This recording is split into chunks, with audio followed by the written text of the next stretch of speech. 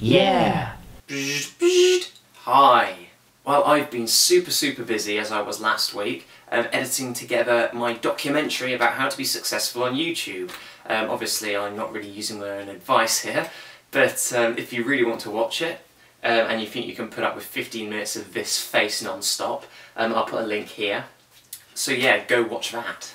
Now, this week, I couldn't really think of much to talk about because my life has been consumed by this documentary for the last week, but then I thought, actually, this documentary has something what you guys might want to watch as well. Now, this is a scene that I had to cut from the documentary because it didn't really add anything to the overall story and it would have gone over its 15-minute boundary. But I think you guys will love it. Basically, as I was approaching Alex Day for his interview, we ran into a few problems. Basically, I hadn't really thought it through. All I had to show that his house was actually there was a dot on my Google Maps on my phone. And when the person you're trying to find kind of lives in a giant apartment complex, it's not that helpful.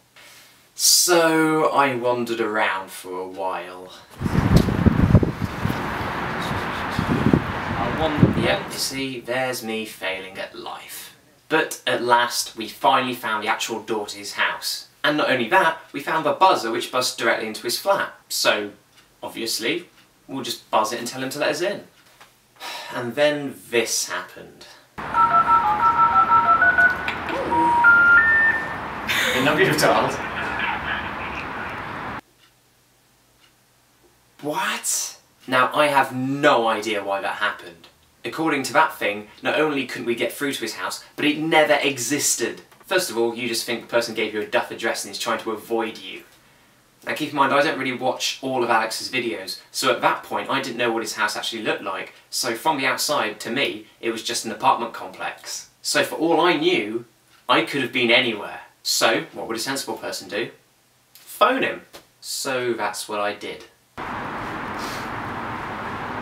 It's just a dead tone. Yeah. His mobile phone didn't exist either. This is going brilliantly. Now at this point I felt like slightly a mental stalker. This is like if you've had a messy breakup and you get home and someone's changed the locks.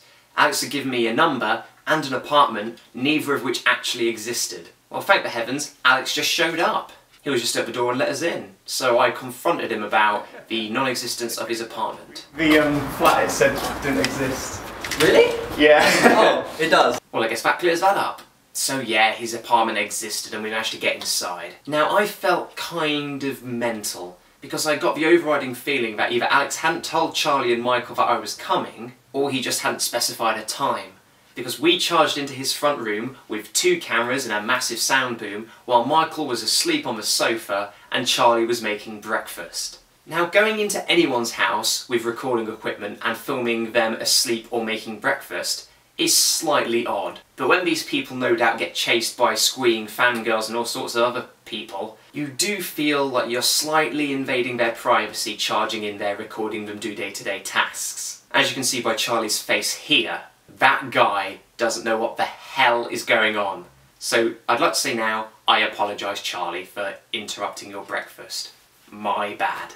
Also, I would say sorry to Michael for interrupting his sleep, but he just kind of went back to sleep and slept through the interview, so that's not really an issue. In fact, if the camera panned over slightly to the left, you'd probably be able to see his head on the sofa. I've actually got loads of footage, and what actually made it into the documentary is just a tiny sliver of that. One day, maybe I'll make an extended cut of the interview, which will go on for roughly 10 minutes. But at the moment, you're probably not really interested in that. So here's just a thing of Alex laughing. You see, I made him do that, so I'm a fun guy. Not a mushroom, though. Okay, that joke was terrible. Now, this week in headlines, there's not really any good headlines this week. Thank you, it's been glorious. Farewell. That was so gay.